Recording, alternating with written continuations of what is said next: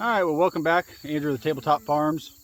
Got the whole family out here tonight, getting ready to move the cows from the south side of the gravel road to the north side. They've already heard us coming, so quite a few of them are coming. I can call them and they'll start heading this way as well, but I'm not quite ready for that. We're finishing up the water. Lisa's getting the mineral, spinning around here.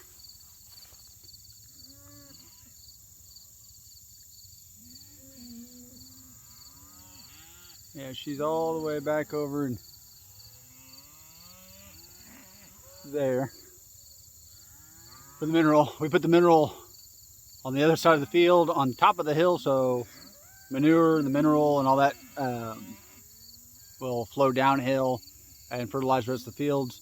But they're also walking all the way across the field to get the mineral from the water and so on. So they're spreading manure more apt to spread manure. So, but yeah, like I said, we're gonna get these drills across this field. I did want to show you this field over here to kind of give you an idea what we're heading into here.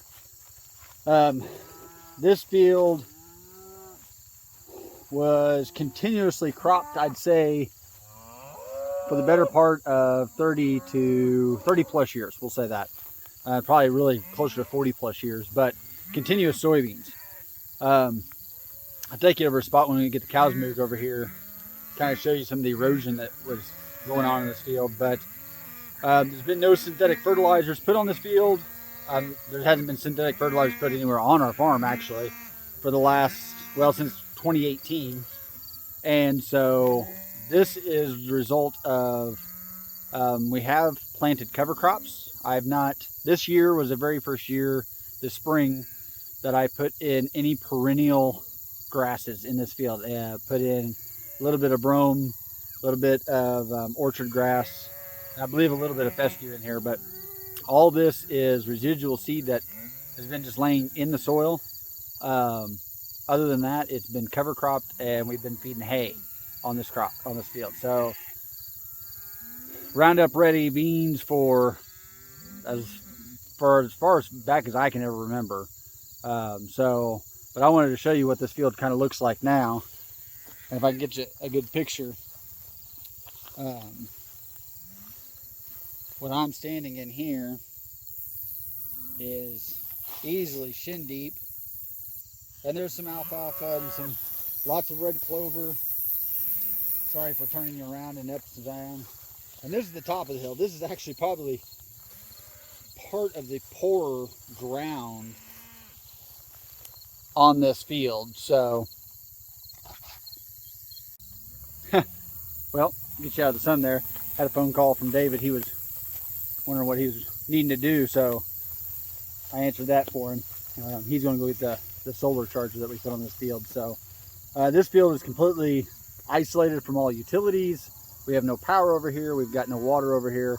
So what we do is we actually run about 200 foot of garden hose off of the house, and then we go underneath a culvert under the road, and then we've ran 3/4 inch poly line all the way down the fence line from, it's probably about 2,000 or 3,000 feet that's just sitting on top of the ground. So we've never had any problems with that freezing yet or anything like that. So getting infrastructure in this field is one of our big goals, but we'll do that as we have time. So like I was saying, this field was done in since 2018, really probably 2019. Probably 2018 is when I probably planted it first time with straight cover crops, and ever since then, that's all it's ever been, is planted is cover crops, high diversity rotation. The outside of the field, the longer grass over here is fenced off. This side over here is all pollinator habitat. I believe that's CP33 is what that's under. And then the rest of it, all the way around the edges, is just a native grass blend. We had really high, well, really bad erosion, so much that it ate out part of the field, probably 30 or 40 feet. But since we've done that, we've returned it, and it's healing itself. So, but again, I know the sun's just horrible this evening, but that's kind of grass we're dealing with now, and that is 4 years, really 3 and some odd years of just high intensive grazing, moving them. In the wintertime, we will feed hay quite heavily on this. This is a 13-acre field completely, right at around 13 acres, and they will spend, roughly 5 or 6 days, but we'll make it through this rotation probably 3 times in the winter. So we're feeding hay on it quite a bit and using that as our fertilizer base. So one of the main crops we do as cover crops in the lot is vetch. So all that really fine stuff is vetch, and that'll be cleaned up tonight pretty easily. So just thought I'd give you a look at what they're moving into. We'll set this up and let you see the move. All I have to really do is yell at them once and they'll come running. So sorry about the sun. But there's roughly 130 head now in this, 130 cows, and then you have calves within that. So there's just shy of 200, and there's somewhere around 250 to 300 head in this herd right now. So we're running them. They've got about another week on our farm, and we'll move them back across the highway to our other farm that we rent. We actually rent 2 farms, one we make a jump on, and then my uncle, we rent all of his grounders now as well. So we'll be going over there here in a little over a week or so. But we'll get these cows ready to move across and get the field ready and show you that.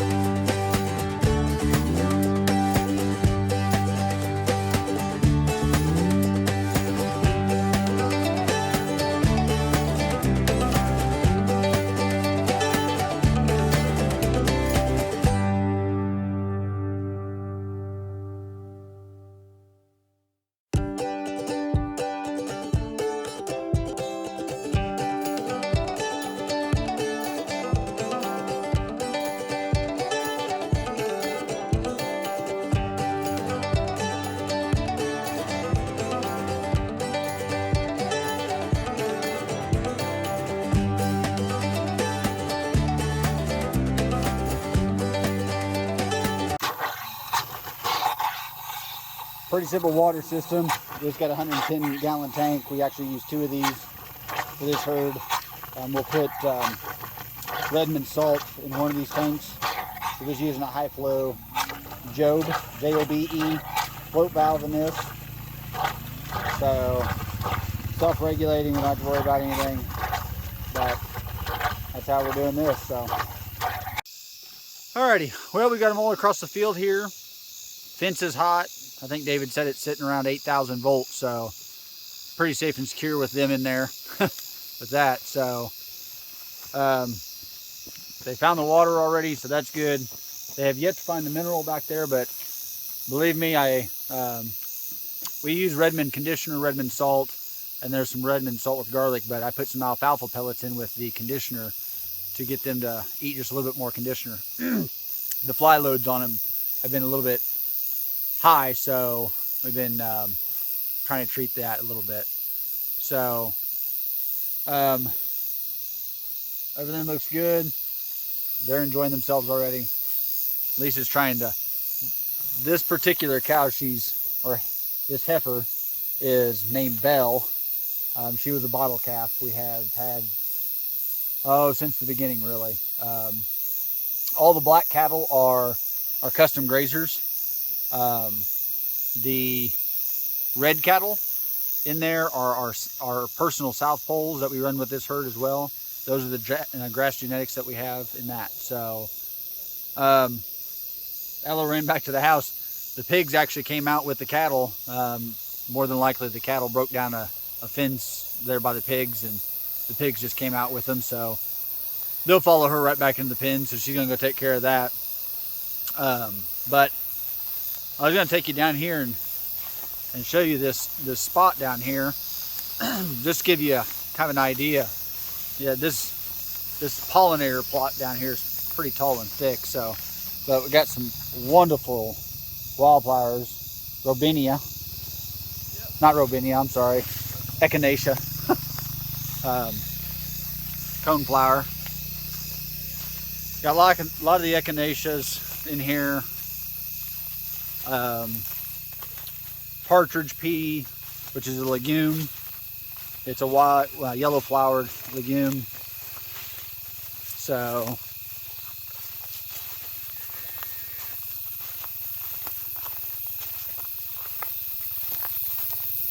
there has been some Illinois bundle flower in here as well. I'm not sure, I'm not seeing any of that right now, but I know earlier in the year that we did have quite a bit of that. So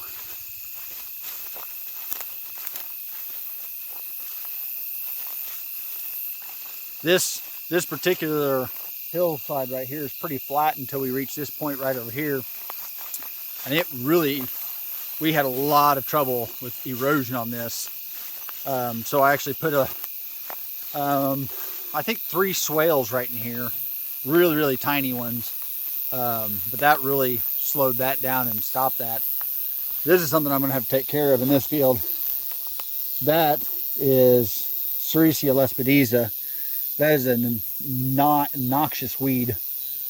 So that'll overtake fields if we're not kind of careful, but that is just kind of popped up. I'm sure it's from over on the neighbors over there. But so just to give you an idea, the spot we're in now, of course the cattle are right behind me, but I want you to take a look at this, and you can see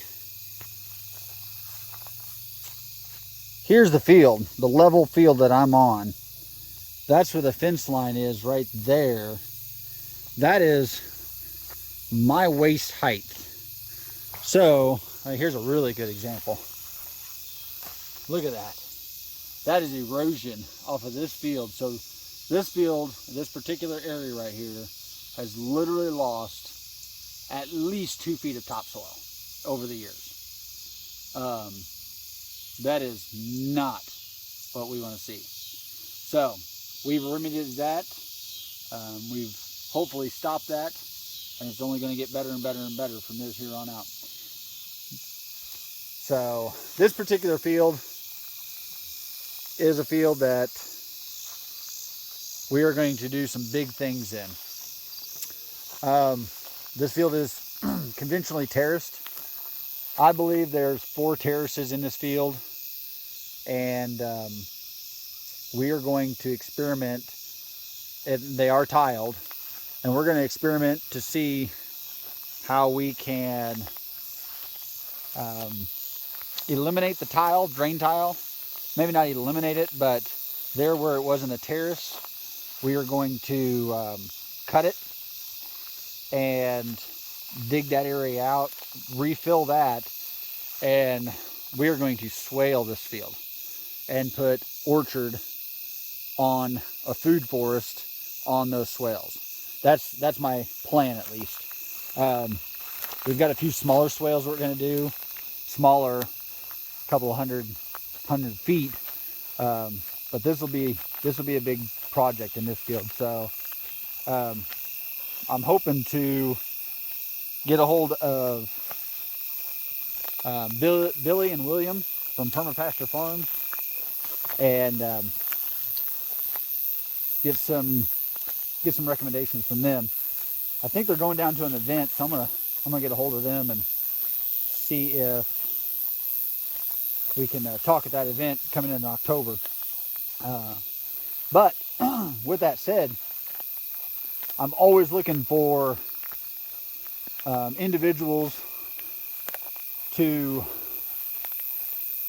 talk to work with in the field of conservation, permaculture, no-till farming. I'm always wanting to learn. So if you're watching this, if you know somebody, have them give me a call, have them message me here on YouTube. We've got a website, tabletopfarmsmo.com, that you can find our phone numbers on. So sorry, I'm breathing. I'm trying to work my way out of this field of mess here, but it's a beautiful mess. Absolutely beautiful mess. But yeah, like I said, if you know somebody that does consults, that is in those fields, and they're close, or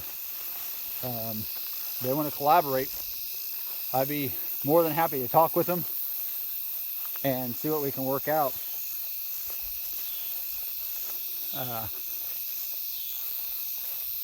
But yeah, I think that's going to be pretty much a wrap. The sunrise, the sunset this evening is pretty darn nice. I think it's 58 degrees this morning. It's going to get back up in the upper 80s, I think, tomorrow. It was somewhere up in the upper 80s today anyways, but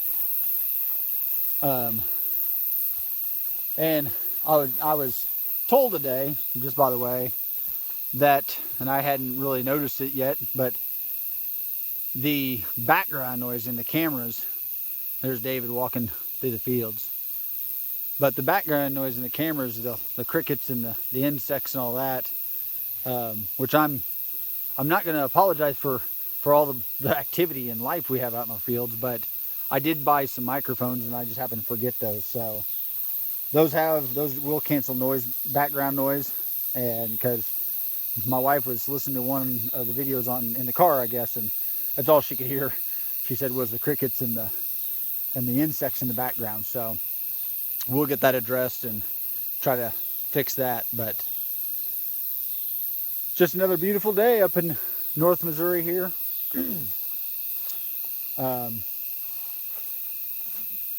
Yeah, if you're enjoying our content, hit the like button, subscribe, tell a friend.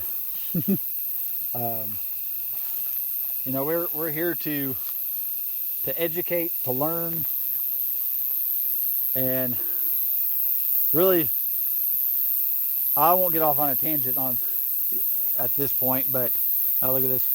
She's running up to that mineral. She sees that mineral now, all the way up in the back. They're going to attack that mineral now, so I just freshened everything up, so that's why the whole mob's going to figure out what's going on over there. When they do that, because they haven't had the mineral for probably 2 days now, which I try to avoid. But when they do that, we'll have to come over here in the morning, first thing in the morning, and before I go off to work, and move that, because they'll just make that ground bare. So we'll move that first thing in the morning, and that way they don't tear the ground up too bad. But going back to, I won't get off on a tangent, community, near and dear to my heart. And I think we're missing it. I think we are missing the point. I think we've strayed away from it. So we'll do a little chat one day on that.